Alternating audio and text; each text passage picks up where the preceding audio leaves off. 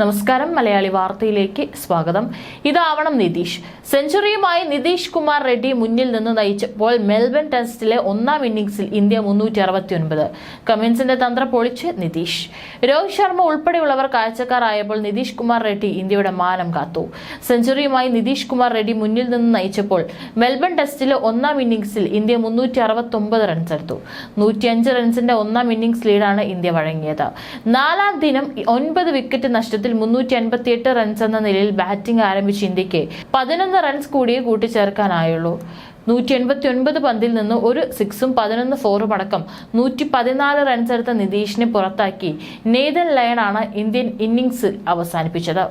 Lion, Pat Cummins, Scott Boland എന്നിവർ 3 wicket വീതം വീഴ്ത്തി. രണ്ടാം ഇന്നിംഗ്സിൽ ബാറ്റിംഗിനിറങ്ങിയ ഓസീസിനെ ഓപ്പണർ സാം കോൺസ്റ്റാസിനെ നഷ്ടമായി. ജസ്പ്രീത് ബുംറ താരത്തെ ബൗൾഡർ ആക്കുകയായിരുന്നു. ഉസ്മാൻ ഗവാജിയും മാർണസ് ലബുഷെയ്നുമാണ് ക്രീസിൽ. ഒരു വിക്കറ്റ് നഷ്ടത്തിൽ 36 റൺസ് എന്ന നിലയിലാണ് ആതിഥേയർ. അവർക്കിപ്പോൾ 141 റൺസ് ലീഡായി. ക്രിക്കറ്റിൽ ആഷസ് പരമ്പരയാണ് യുദ്ധസമാനമായിരുന്നത്. ഇന്ത്യ പാകിസ്ഥാൻ പോരാട്ടങ്ങൾ ആരാധകരുടെ മനസ്സിൽ യുദ്ധം തന്നെയായിരുന്നു.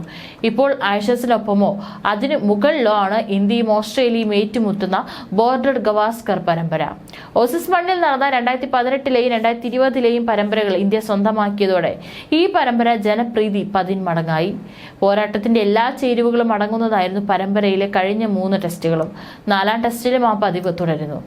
അതിൽ തന്റെ കരിയറിലെ ആദ്യ ടെസ്റ്റ് പരമ്പര കളിക്കുന്ന ഒരു 21-കാരൻ പയ്യൻ ഓസീസ് ടീമിനെയും ക്രിക്കറ്റ് ലോകത്തെയും ഒന്നാകെ ഞെട്ടിച്ചുകൊണ്ടിരിക്കുകയാണ്. നിതീഷ് കുമാർ റെഡ്ഡി എന്ന ആന്ധ്രാക്കാരൻ മെൽബണിൽ ക്രിസ്മസ് പിറ്റേന്ന് ആരംഭിച്ച 4ാം ടെസ്റ്റിലെ 3ാം ദിനത്തിലെ താരം നിതീഷ് ആയിരുന്നു.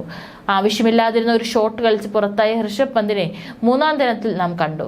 സ്റ്റുപ്പിഡ് എന്ന് തുറന്നടിച്ചാണ് സുനിൽ ഗവാസ്കർ പന്ത് മോശം ഷോട്ട് കളിച്ച് പുറത്തായതിലുള്ള അരിശം തീർത്തത്. സാഹചര്യം മനസ്സിലാക്കാതെ വിക്കറ്റ് വലിച്ചെറിഞ്ഞ പന്തിനോടുള്ള ദേഷ്യം എന്നിട്ടും അടങ്ങിയിരുന്നില്ല. അത്തരമൊരു സാഹചര്യത്തിലാണ് നിതീഷിന്റെ ഇന്നിംഗ്സ് ശ്രദ്ധേയമാകുന്നത്. പരമ്പരയിലുടനീളം ബാറ്റ് കൊണ്ട് സാമാന്യം ഭേദപ്പെട്ട പ്രകടനം തന്നെ നടത്തിയിട്ടുണ്ട് നിതീഷ്.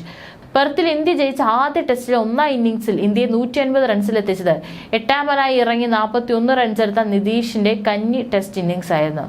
2ാം ഇന്നിംഗ്സിൽ അതിവേഗം 38 റൺസ് അടിച്ചു കൂട്ടിയതും നിതീഷ് തിളങ്ങി. പിന്നാലെ അഡ്ലെയ്ഡിൽ തോറ്റ 2ാം ടെസ്റ്റിലെ 1ാം ഇന്നിംഗ്സിലും 42 റൺസുമായി ടീമിന്റെ ടോപ്പ് സ്കോറർ ആയത് നിതീഷ് തന്നെ. 2ാം ഇന്നിംഗ്സിൽ 42 റൺസുമായി ടീമിന്റെ ടോപ്പ് സ്കോറർ ആയെങ്കിലും അനിവാര്യമായ തോൽവി ഒഴിവാക്കാൻ സാധിച്ചില്ല. ഇതിനിടെ പ്രൈം മിനിസ്റ്റേഴ്സ് 11-എതിരെ സന്നാഹ മത്സരത്തിലും 42 റൺസ് എടുത്ത് ഭേദപ്പെട്ട പ്രകടനം നടത്തി. മികച്ച പ്രകടനങ്ങളോടെ നിതീഷ് ടീമിലെ സ്ഥാനം ഉറപ്പിച്ചു. മെൽബണിൽ പക്ഷേ മികച്ച തുടക്കം സെഞ്ചുറിയിലേക്ക് എത്തിക്കാൻ നിതീഷിനായി. 8ാം വിക്കറ്റിൽ വാഷിംഗ്ടൺ സുന്ദറിനെ കൂട്ടുപിടിച്ച് നിതീഷ് കൂട്ടിച്ചേർത്ത 127 റൺസാണ് 3ാം ദിനത്തിൽ ഇന്ത്യക്ക് രക്ഷയായത്. 1ാം ഇന്നിംഗ്സിൽ 447 റൺസ് എടുത്ത ഓസീസിനെതിരെ 3ാം ദിനം കളി അവസാനിപ്പിക്കുമ്പോൾ 9 വിക്കറ്റ് നഷ്ടത്തിൽ 358 റൺസ് എന്ന ഭേദപ്പെട്ട നിലയിൽ ഇന്ത്യ നിൽക്കുന്നത് കാരണം ആ 21-കാരൻ കാഴ്ചവെച്ച പോരാട്ട വീര്യം ഒന്ന് മാത്രമാണ്. 176 പന്തുകൾ നേരിട്ട് ഒരു സിക്സും 10 ഫോറും അടക്കം 105 റൺസോടെ നിതീഷ് ക്രീസിലുണ്ട്. സി പൊസിഷനുകളിൽ നന്നായി ശ്രദ്ധിക്കുന്ന ബൗളർമാർക്ക് ബാറ്റർമാരെ വെള്ളം കുടിപ്പിക്കാൻ പറ്റുന്ന വിക്കറ്റുകളാണ് ഡിസംബർ-ജനുവരി മാസങ്ങളിൽ ഓസ്ട്രേലിയയിലേത്.